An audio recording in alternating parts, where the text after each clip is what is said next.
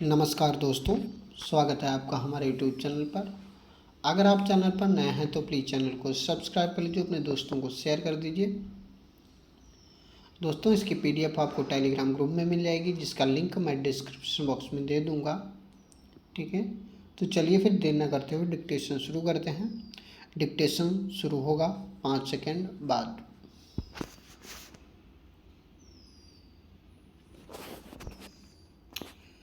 Start.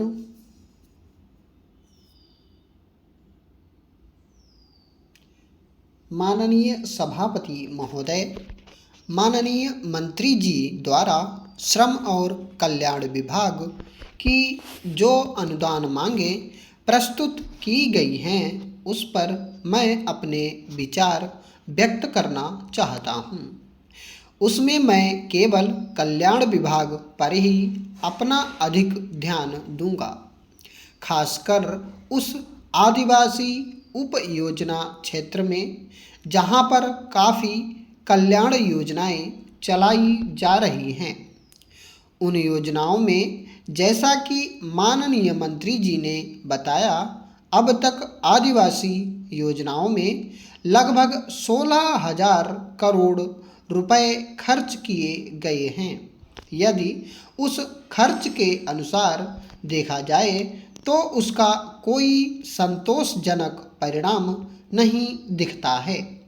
यह सही है कि जो योजनाएं जिन समाज के लोगों के विकास के लिए बनाई गई हैं, उस योजना को पूरी तरह से समझने के लिए, पूरी तरह से जानने के लिए उनमें शिक्षा की कमी थी। शिक्षा की इस कमी को दूर करने के लिए कौन सी योजनाएं लाभदायक होंगी, इसकी तरफ आपने कोई ध्यान नहीं दिया, और जो योजनाएं बनी भी, उन योजनाओं के बीच में भी बिचौलियों ने ही रुकावट डाली और इन योजनाओं में जिस ढंग से लाभ मिलना चाहिए था, उस ढंग से इसमें लाभ नहीं मिल पाया।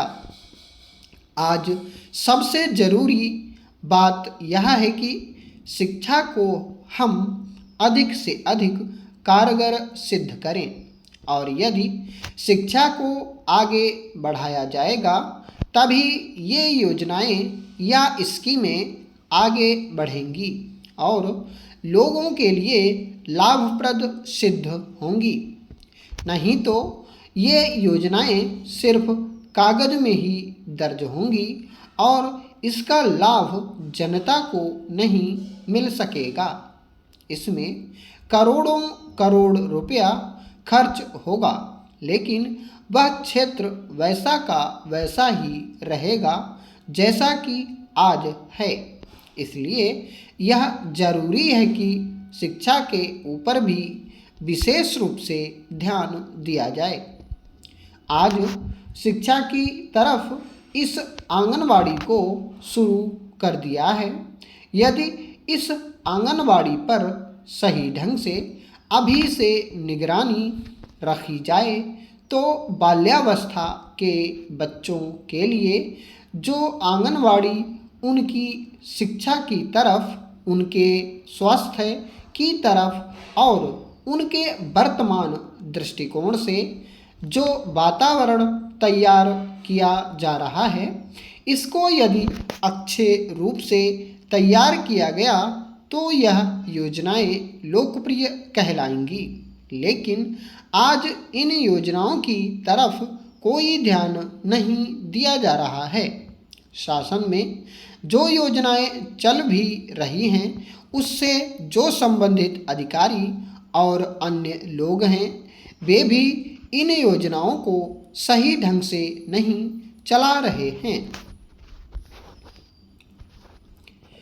माननीय सभापति महोदय, इन योजनाओं में भी आज लोगों की, ग्राम की, पंचायत की, क्षेत्र की भागीदारी होनी चाहिए, लेकिन इसमें इनकी भागीदारी नहीं है।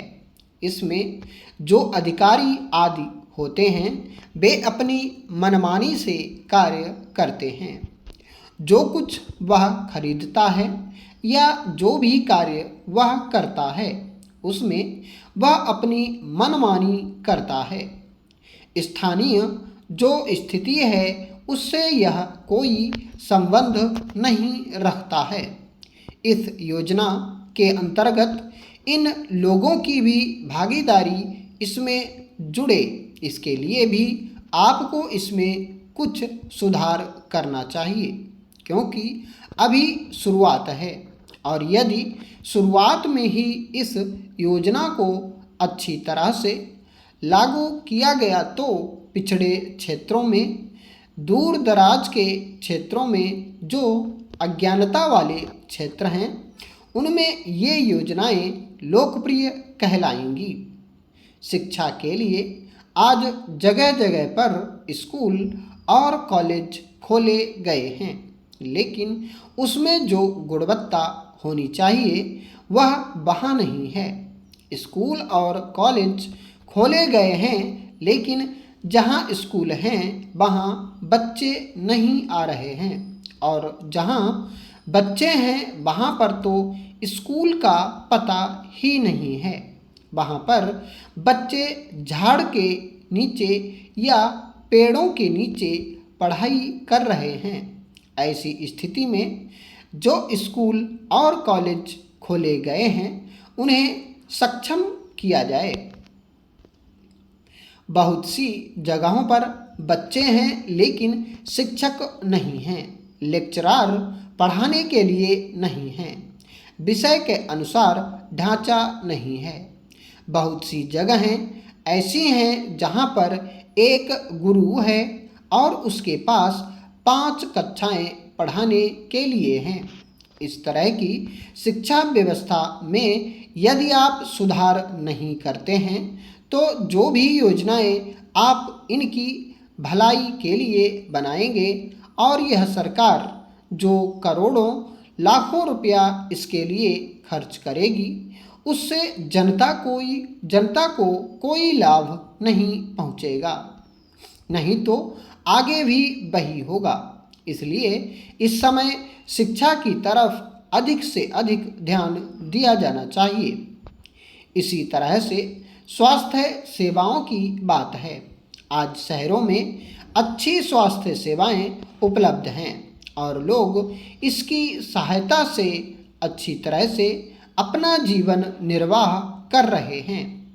बहुत से लोगों को इससे जीविका का साधन भी मिला हुआ है।